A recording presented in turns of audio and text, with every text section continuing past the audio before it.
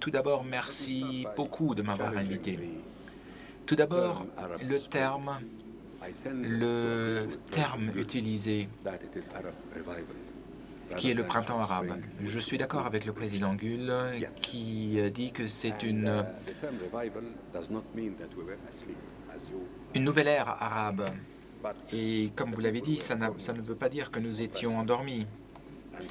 Mais ça veut dire que nous avons eu une omniprésence du monde et du règne de l'armée. Et c'est donc une vraie relance dans notre pays. Et nous avons une vraie révolution aussi, de fait. J'aimerais que vous compreniez tous et qu'on reste un peu en profondeur. Car un petit incident dans un petit village tunisien a fait que l'ensemble du monde arabe s'est soulevé et a rejeté. Et ce n'est pas simplement une question de différence entre les sociétés arabes, mais entre les détenteurs du pouvoir, en tout cas certains d'entre eux. Et ils n'ont pas vu venir. La chimie n'a pas prise, ou d'autres raisons. Mais le peuple, vous voyez clairement, nous avons tous été touchés par ce qui s'est passé dans un petit village tunisien et qui, en quelques jours, est allé jusqu'en Égypte et après de là jusqu'au Moyen-Orient.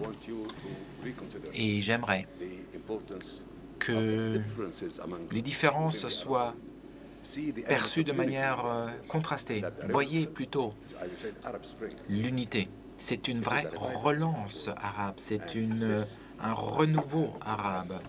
Et il faut le voir donc, je pense, sous cet angle-là et non pas en tant que printemps. Changement. Nous avons un changement historique et profond.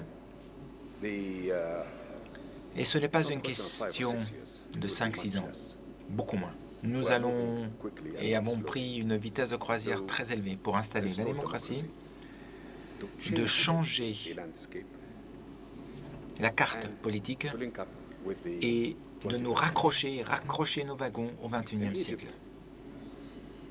Nous avons, dans ces dernières semaines, je parle, réussi à nous mettre d'accord sur une feuille de route avec un échéancier clair, de manière à ce que, d'ici fin juin,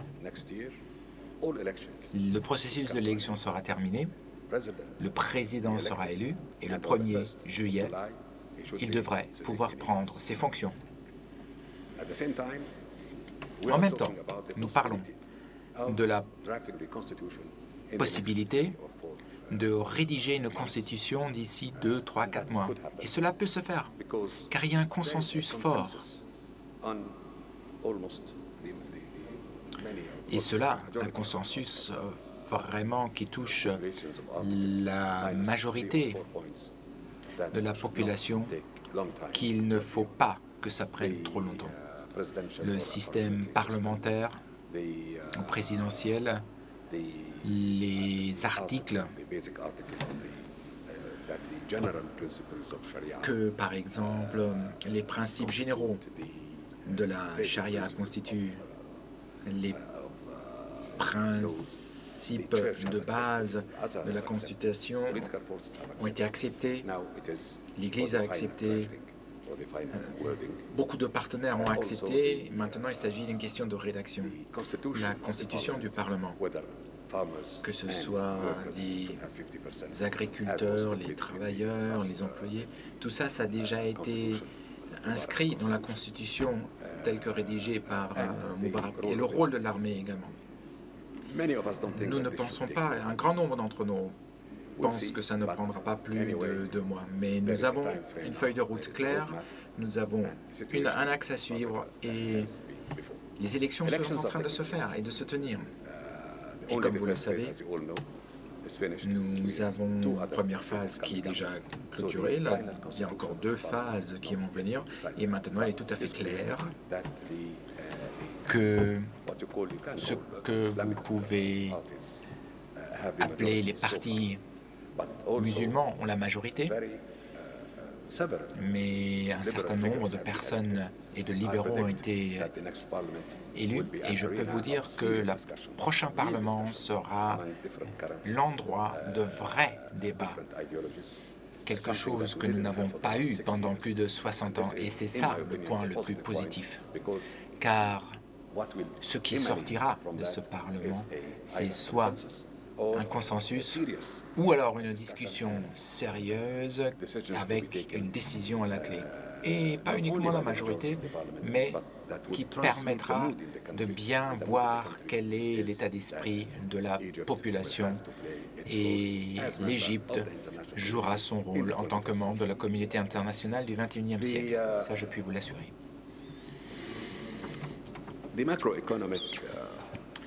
La situation macroéconomique. Ce qui s'est fait en Égypte a eu des répercussions graves dans tous les domaines, que ce soit l'éducation, la santé, l'environnement,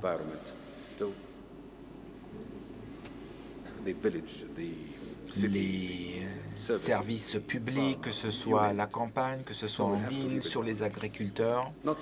Donc il ne faut pas commencer à zéro, mais nous devons faire tout ce que nous pouvons faire pour reconstruire le pays avec 3 points forts, 3 piliers: démocratie, les réformes et le développement économique et social.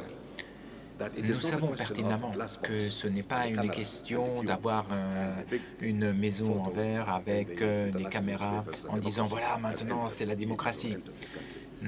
Pour nous, c'est beaucoup plus sérieux. La démocratie, c'est quelque chose de beaucoup plus sérieux. Ça veut dire que tous les points forts, les droits de l'homme, la séparation des pouvoirs, les droits fondamentaux, tout cela doit être mis en œuvre et nous serons vraiment vigilants que cela sera mis en œuvre. Et j'y crois aussi et que nous devons clairement veiller à ce que le sens de base de la démocratie soit vraiment mis en œuvre. La réforme des structures qui ont mené à cette gestion exécrable. Les réformes doivent prendre vraiment effet. À partir du premier jour, les lois qui étaient de mauvaises lois, nous devons éviter à tout prix la corruption. Et les réformes sont vraiment un domaine prioritaire pour la deuxième République d'Égypte. Et c'est vraiment sérieux. Ce n'est pas une continuation de la première République d'Égypte, c'est une toute nouvelle République d'Égypte sur un processus propre d'élection, sélection d'un processus, élection d'un président. Et c'est donc vraiment un pays qui n'a plus rien à voir avec l'ancien. Le développement économique et social doit aller de pair avec ces 2 premiers développements, car nous avons une situation sociale dangereuse et vraiment très sérieuse à être prise en compte. La pauvreté en Égypte a atteint un grand pourcentage de la population, et cela suite vraiment à la gabegie de ces au moins 10 dernières années, mais c'était bien plus long, ces dernières décennies de fait. Et puis finalement, le changement. Je suis d'accord pour dire que ce changement touchera tous les pays, différents processus. Le changement dans des républiques sera beaucoup plus profond. Les monarchies, notamment les pays du Golfe, et les monarchies du Golfe, où les citoyens de base n'ont pas les mêmes difficultés que dans les républiques, mais tous ont le même sentiment que nous tous, nous, les peuples arabes, avons maintenant une tâche. Nous souhaitons aller de l'avant, avoir de l'interaction. Et je veux dire que la Ligue arabe, ces dernières années, a essayé, avec succès d'ailleurs, de discuter. Ça, c'est peut-être la Ligue arabe, deuxième tour de discussion, j'y reviendrai tout à l'heure, d'accord? Mais les plans régionaux, ça sera extrêmement bénéfique. Et je peux vous dire, ces changements lancés de la Mauritanie jusqu'au pays du Golfe se fait, ce renouveau dans tous les pays se fait.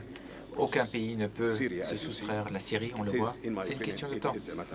Le Yémen, une question de temps. Et le reste des pays suivront. Mais ce n'est pas une question d'un grand nombre d'années. D'ici 1 an, 2 ans, je pense que le Moyen-Orient, le Proche-Orient et les pays arabes ne seront plus pareils.